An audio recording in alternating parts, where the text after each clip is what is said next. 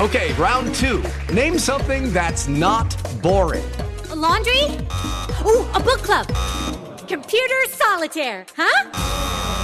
Ah, sorry, we were looking for Chumba Casino.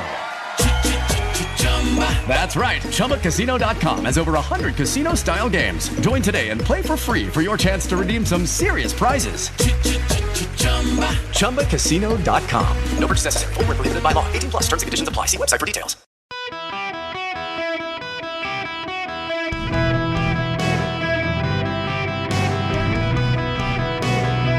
Welcome to the Eric Erickson Show Podcast, Hour 2. Breaking news, welcome. It is Eric Erickson here across the nation. It is 6 minutes, 45 seconds after the hour to be precise, and Kevin McCarthy has lost the vote to be Speaker of the House of Representatives. They're still counting the ballots, but he could only lose 4. He's now lost 7 votes. SU. Jeffries. This is live from the House of Representatives right now. S. Payat. Jeffries. Don't know, now we know. This will go on until they have one. Under the rules of the House of Representatives, let me explain this one to you. So the old Congress expired. Nancy Pelosi gavelled it out. They now hand it over essentially to the parliamentarian who starts it for the members. These are the ongoing rules. So you pass it off to the parliamentarian who presides over the vote because the members cannot be sworn in until there is a speaker. And there can be no votes until they decide on a leader. And under the rules of the House of Representatives, they have to continue the vote until there's speaker. I got to tell you, there's something alluring to me to just keep this going. I mean, let's do 2 years of just daily votes on speaker and not get any business done. Your rights would be saved. You would be saved. You would be absolutely saved. They could, by 2/3 vote, waive the rule to pass the continuing resolution to keep the government funded in case you're worried about stuff like that. I'm not. But let's just keep this going for the next 2 years, and you and your rights and liberties will be completely safe. No one will be elected speaker. There will be a second vote in the House of Representatives today. It is remarkable history happening right now. Kevin McCarthy could only lose 4. He's never going to get 4 votes. He's not going to get those 4 or 5 votes. The result of this is he won't be speaker. And the question now is, how long will it go on? For those of you who want me to criticize just the left, why can I not criticize a man who doesn't have the votes and won't step away so someone better can get the job? Someone better could get the job. McCarthy has got to go away, and he will. Until then, the speaker's chair will be empty. At least I hope he goes away. Now, we got to switch gears. But before I do that, I want to take a phone call because Lewis has been waiting a while. I do want to take your phone calls. The phone number is 877-973-7425, 877-97-ERIC. I'm very happy to take your phone calls today since I've been gone for the last little while. I hope you guys did enjoy the Christmas show. I've gotten some emails from people asking, where is it on podcast? As I tried to explain on the radio show, and you probably missed this, I can't put that show up as a podcast. And the reason is because of all the music that is involved. We can't run that as a podcast. The laws relating to the broadcast of music in a podcast are different from over-the-air broadcast, and so we can't do that. So I'm sorry, but thank you for listening, for your good feedback. Lewis, you're going to be up next. Welcome to the show. Hey, Eric, Happy New Year. I got a question. It's regarding the border. We always hear that, yes, this is a Biden administration problem. We know that argument. We know he's not going to visit the border. We know that Kamala Harris is put in position because it was meant to fail. That's why they chose her to be the border czar. So it's more than him and Kamala that takes the oath of office.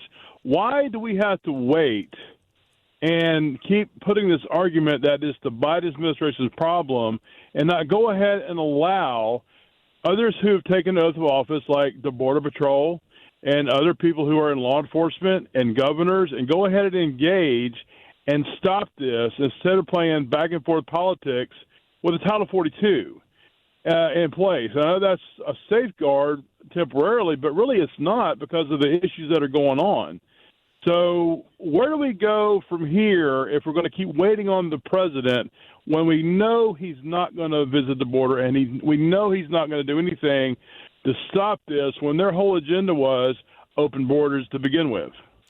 Yeah, look, that's a great question. The problem is this is where you trip over the Constitution to a degree, and the reason is because the border is considered the border of the United States. Yes, it's the border of Texas for sure, but Texas cannot go stop people from coming across the border without the president's permission, except in some cases, and they're acting on those cases right now, but a lot of it has to do with the fact that this involves the territorial border of the United States of America, which makes it a federal issue, which makes it an issue of the president of the United States. And if you don't like the president of the United States handling it, then you got to vote him out of office. This is from Article 2, Section 2. The president shall be commander-in-chief of the Army and Navy of the United States and of the militia of the several states when called into the actual service of the United States.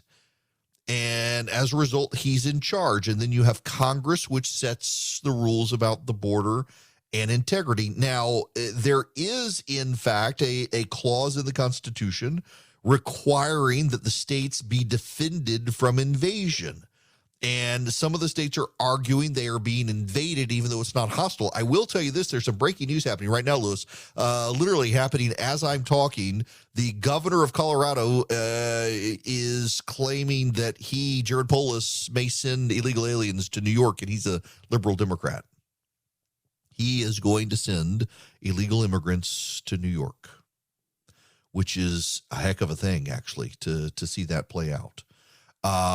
Which is good. I think that needs to happen.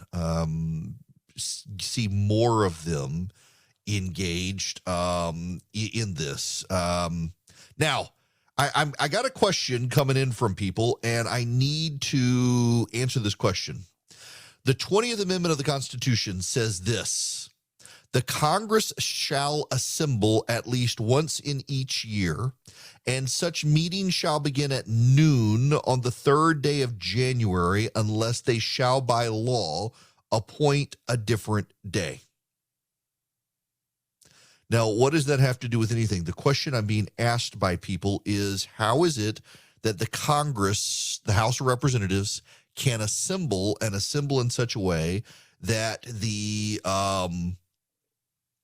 that they can vote on a speaker, but they haven't yet sworn in the members? It's actually a very good question. Under Article 1, Section 2, the House of Representatives shall be composed of members chosen every 2 years by the people of the several states. Under the last clause of Section 2, the House of Representatives shall choose their speaker and other officers and shall have the sole power of impeachment. And then you get to Section 4. The times, places, and manners of holding elections for senators and representatives shall be prescribed in each state by the state legislature. The Congress shall assemble at least once each year. And then Section 5, each house shall be the judge of the elections, returns, and qualifications of its own members, and a majority of each shall constitute a quorum to do business, but such smaller number may adjourn from day to day. Each house may determine the rules of its proceedings.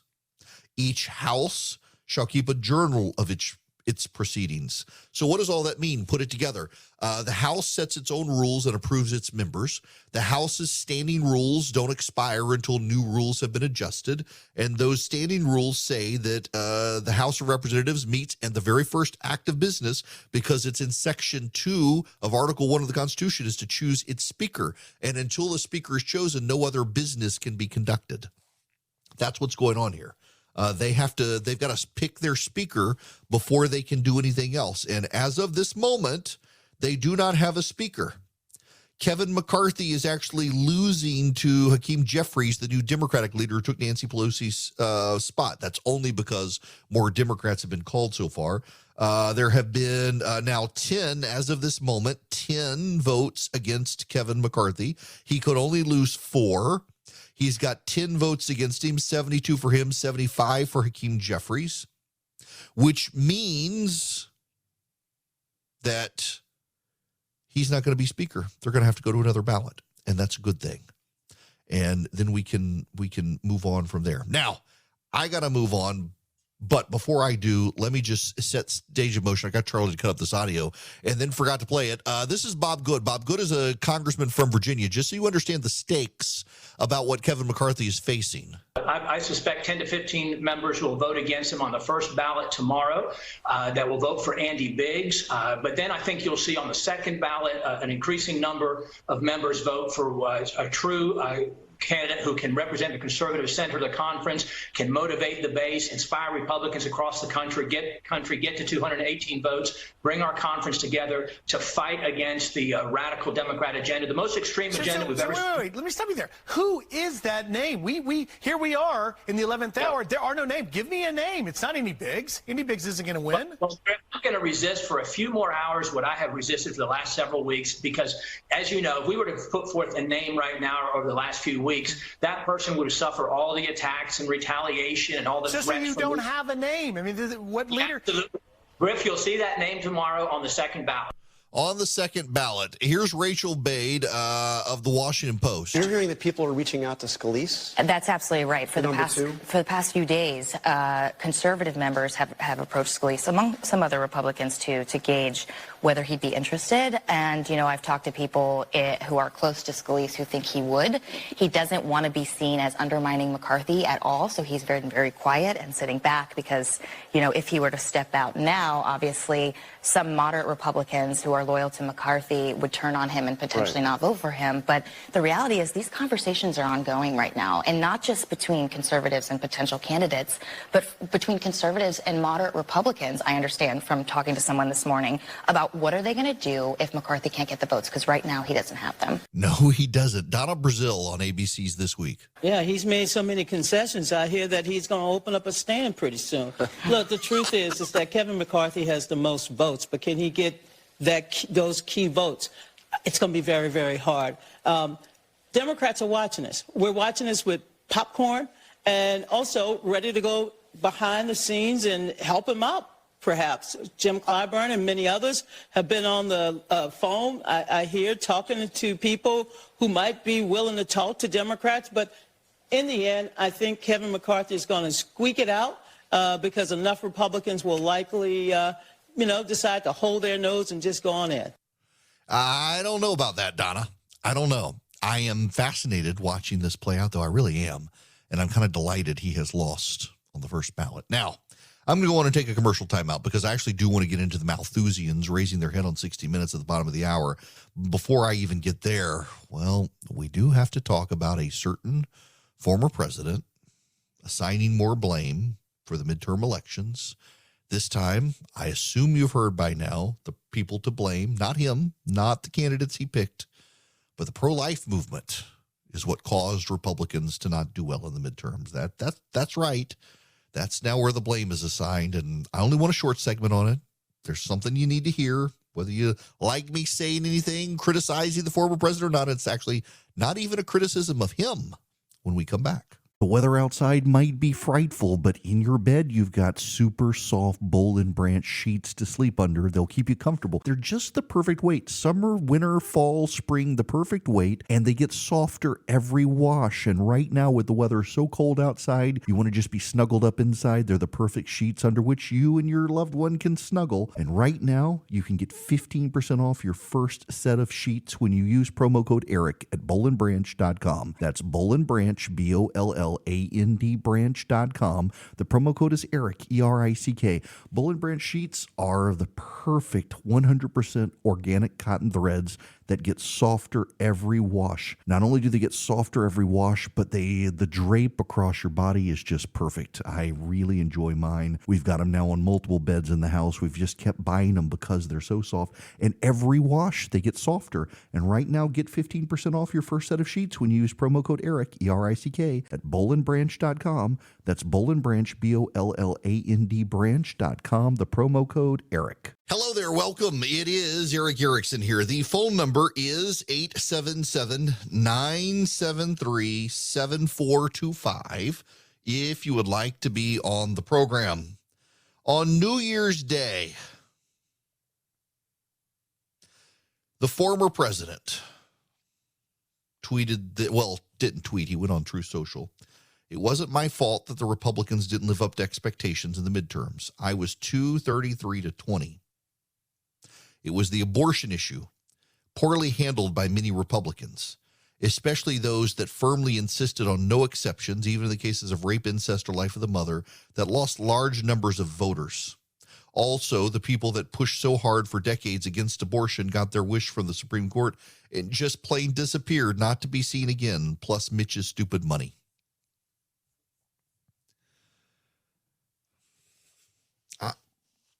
I don't even need to criticize Donald Trump for his refusal to accept responsibility for a pick of bad candidates. He may have endorsed something like 253 candidates, but only about 20 of them really mattered as far as shaking up Congress, and they all lost. And some governor's mansions. I question the team around Donald Trump. The most loyal support Donald Trump has gotten in America has come from the Christian evangelical community, and it has come because they are committed to a culture of life, and he gave them a win at the United States Supreme Court. Whoever thought it was a good idea for the former president to go on Truth Social and attack pro-lifers for what happened in November needs to be fired. His whole damn team needs to be fired. Everyone on Donald Trump's team should be fired. This is just whining. This isn't about him. It's about the message his team is sending. This isn't a Make America Great Again message. This is a, I got to blame everybody. Why are you acting like this? Why are you being advised to act like this? If Donald Trump really wants to have a go of it in 2024, he's got to cut out the whining and the belly aching and the blaming pro-lifers and core members of the constituency he needs to win. Who does he go get? If he is alienating evangelical pro-lifers, what's his constituency? That's what this is about. That's the whole point here. Forget Donald Trump for a minute. Donald Trump's campaign team is not firing on all cylinders. Some of you want Donald Trump to win in 2024. You're committed to him. If you're committed to him, you need to tell him, find a better campaign team, one that can advise him not to go attack the core constituency group in his coalition. It's always been transactional. Evangelicals have always admitted it was as transactional as Trump admitted it was transactional. And the transaction ends when you attack the pro-lifers who've given you their votes. They got what they wanted from you. They got the end of Roe v. Wade. They don't have to stick with you now, and they're not going to stick with you if you attack them. This is fundamental campaign 101, people. This is like basic campaigning. It's not about him. It's about the people around him, the campaign apparatus around him. They've got to build a coalition to win. The hardcore part of that coalition has always been the pro-life evangelicals. They don't need him anymore in this transaction because they got what they wanted. And if you want them to stick with you after giving them what they wanted and they've already got it, you can't go attack them for the midterms. That wasn't a smart political move. Objectively, it wasn't smart. If you get rid of them in your coalition, they're the largest part of it. Who do you get to replace them? Someone there is not thinking. Hi there. It's Eric Erickson here. The phone number is 877-973-7425. If you would like to be on the program, very happy to have you. We have to go to 60 minutes. This is... Well, I'm kind of, I shouldn't be surprised they win there, but let me just start with this clip. We know the rate of extinction is extraordinarily high because of a study of the fossil record by biologist Tony Barnofsky, Ehrlich's Stanford colleague. The data are rock solid. I don't think you'll find a scientist that will say we're not in an extinction crisis. Barnofsky's research suggests today's rate of extinction is up to 100 times faster than is typical in the nearly 4 billion year history of life. These peaks represent the few times that life collapsed globally, and the last was the dinosaurs, 66 million years ago. There are 5 times in Earth's history where we had mass extinctions, and by mass extinctions I mean at least 75%, 3/4 of the known species disappearing from the face of the Earth. Now we're witnessing what a lot of people are calling the 6th mass extinction, where the same thing could happen on our watch. The same thing could happen. And, famous anthropologist Jane Goodall, she spoke at the World Economic Forum last year. Listen to this, kind of eye-opening. We cannot hide away from human population growth because, it underlies so many of the other problems. All these things we talk about wouldn't be a problem if there was the size of population that there was 500 years ago. We cannot hide away from human population growth because, it underlies so many of the other problems. All these things we talk about wouldn't be a problem if there was the size of population that there was 500 years ago. What was our population 500 years ago? 7.5 billion fewer people on the planet. She wants the mass extinction of humanity in order to do this. I'm not surprised 60 Minutes decided to run a fear scenario about a mass extinction, a 6th mass extinction. They relied very heavily on a man named Paul Ehrlich. He's a Stanford University biologist. In 1968, Paul Ehrlich released a book called The Population Bomb. Here's a quote from it. The battle to feed all of humanity is over.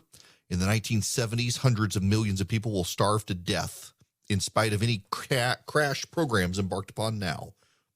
At this late date, nothing can prevent a substantial increase in the world death rate.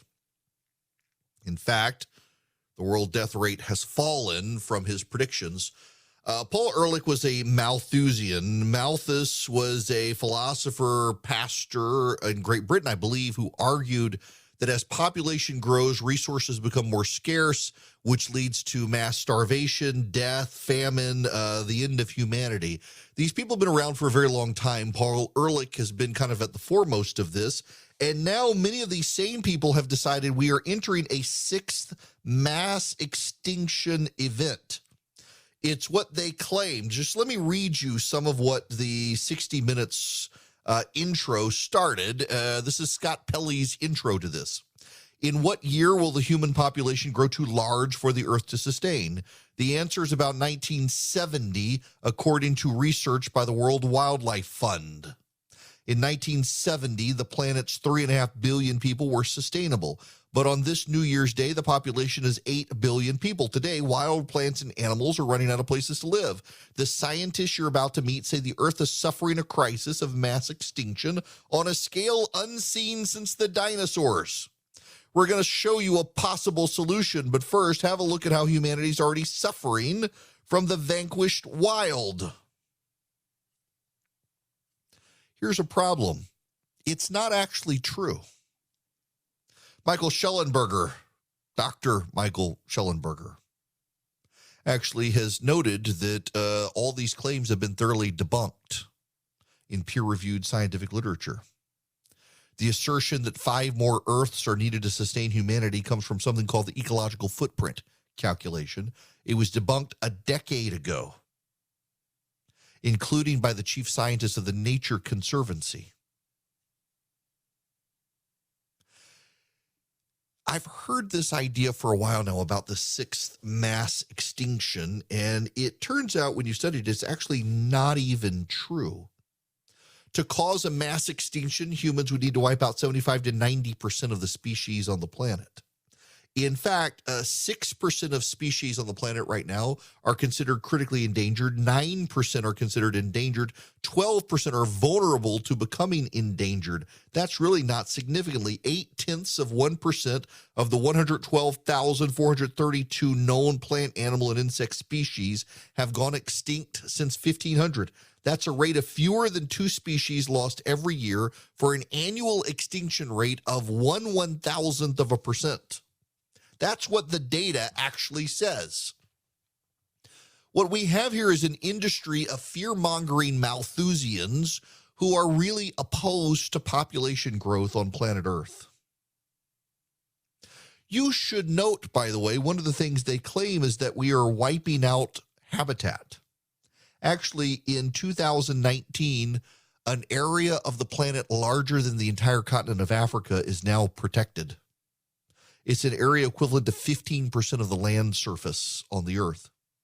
The number of designated protected areas of the world has grown from 9,214 in 1962 to 244,869 in 2020.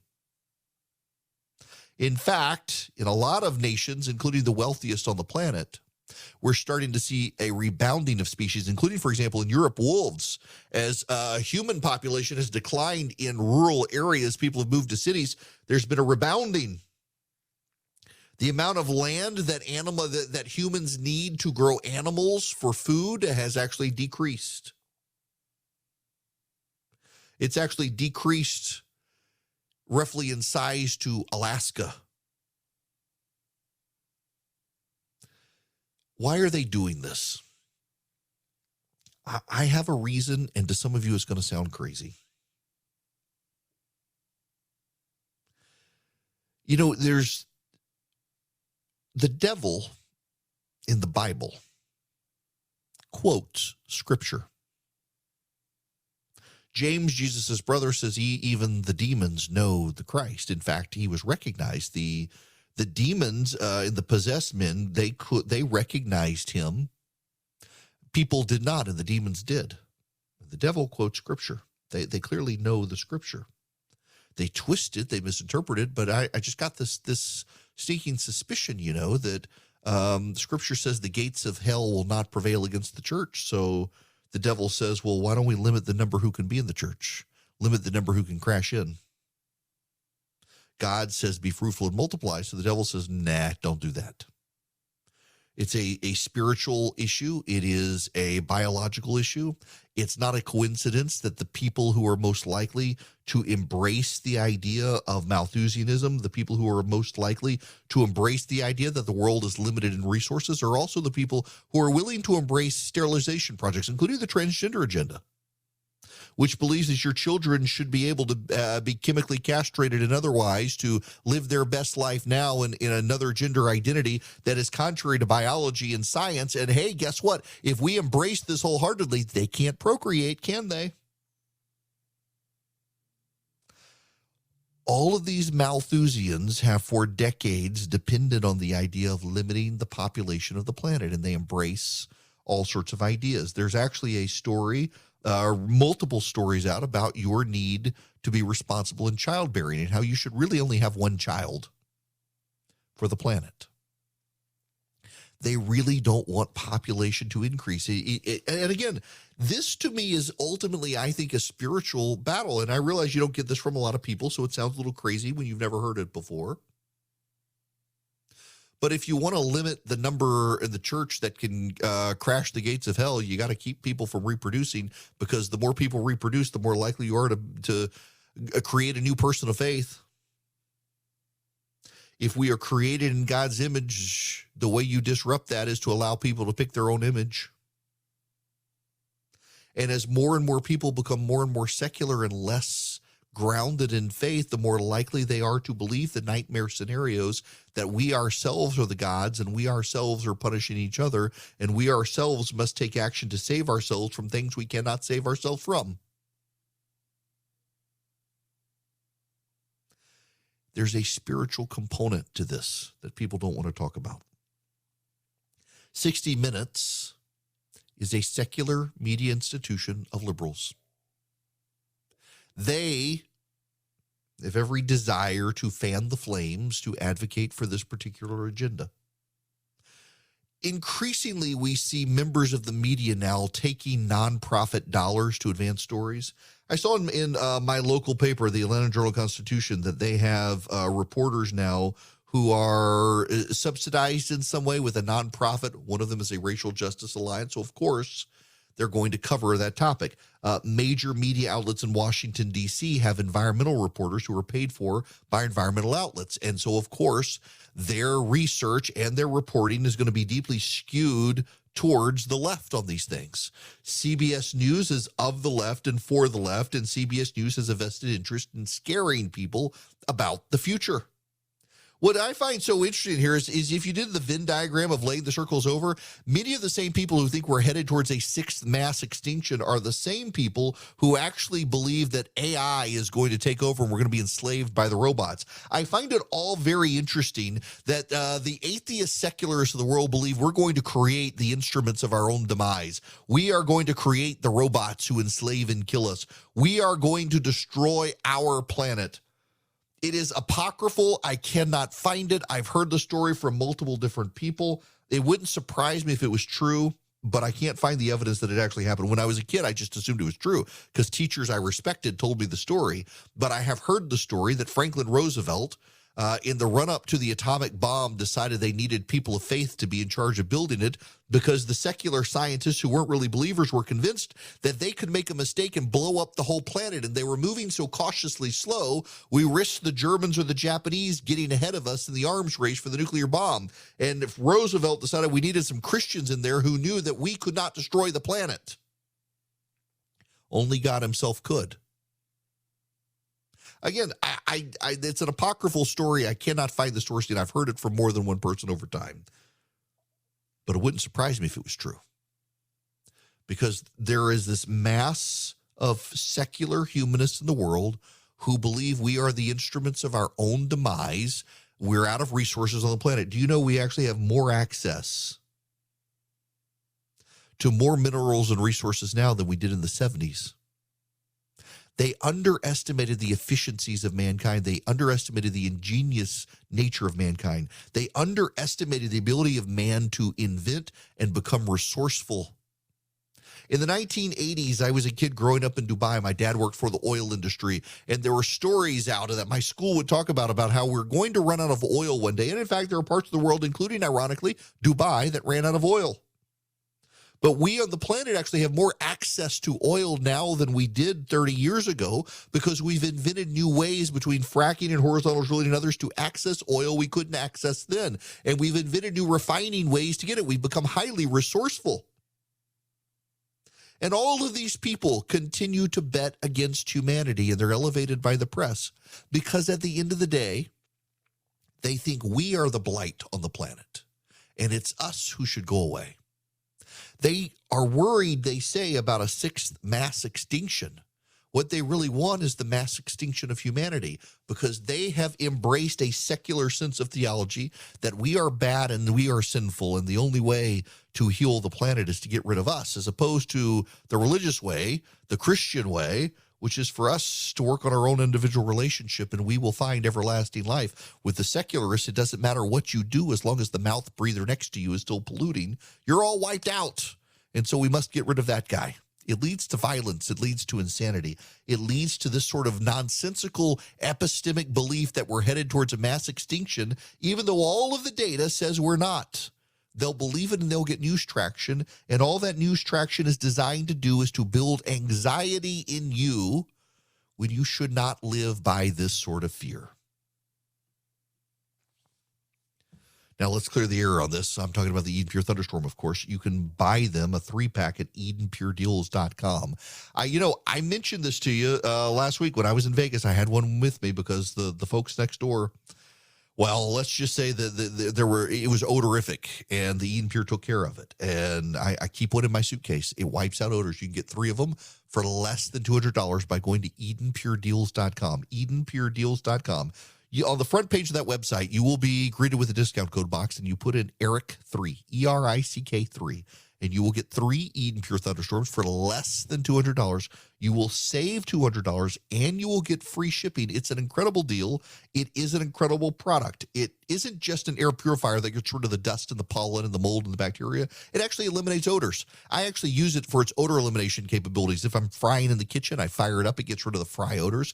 If I'm in a hotel or a car, someone's been smoking in the car or what have you, I use it. It gets rid of those smells. It gets rid of pet odors, litter box odors, smoky odors, musty odors. It wipes out those odors. You get one for upstairs, one for downstairs, one for your basement or your RV, or one to travel with like I do. EdenPureDeals.com. The discount code is ERIC3. Hello there. It is Eric Erickson here. The phone number is 877-973-7425 if you'd like to be on the program. And I would like to thank First Liberty Building and Loan for sticking with me on this. They've been long time. They were actually the very first advertiser on the program. They're still here into 2023. If you want to grow your business, you need access to large loans, $750,000. You're buying a building, expanding a franchise, reach out to First Liberty. Spend 10 minutes with them. See if you're a good fit for their program. FirstLibertyGA.com. They can help you nationwide. I am happy to take your phone calls, 877-973-7425. Fascinating story that is sticking out to me here. The biblical site where Jesus healed the blind man has been excavated, and it matches in the excavation how it is depicted in in Scripture. The Pool of Siloam and the Pilgrimage Road are continuing to pan out exactly as they were described in the New Testament. The Israeli Antiquity Authority, the Israeli National Park Authority, and the City of David Foundation have announced days before the new year, the Pool of Siloam, a biblical site treasured by Christians and Jews, will be open to the public for the first time in 2,000 years in the near future. The excavation is significant because it's where Jesus healed the blind man in John 9. It was, we now know for certain, confirmed by the archaeological evidence, as the Bible said it was, constructed by King Hezekiah. And what is so interesting to me is how so much of the statements of Scripture pan out among the archaeologists. So there's an inscription dating to the 8th century BC found in Hezekiah's tunnel that describes the digging of the tunnel and the creation of the bath as described in the Kings 2 in 2020. It all pans out. It's about 1.25 acres is the size of the pool, with steps that go down into it that bathers could also suntan on or just sit in the water. Really just fascinating data out there that it lines up exactly as it was described in 2 Kings and in the New Testament. And it is going to be open to people year-round in Jerusalem this year, thanks to archaeological excavation. When we come back, Ron DeSantis sworn in as governor again in Florida. With the Lucky Land Slots, you can get lucky just about anywhere. This is your captain speaking. We've got clear runway and the weather's fine, but we're just going to circle up here a while and get lucky. No, nothing like that. It's just these cash prizes add up quick. So I suggest you sit back, keep your tray table upright, and start getting lucky. Play for free at LuckyLandSlots.com. Are you feeling lucky? No purchase necessary. Void where prohibited by law. 18+ terms and conditions apply. See website for details.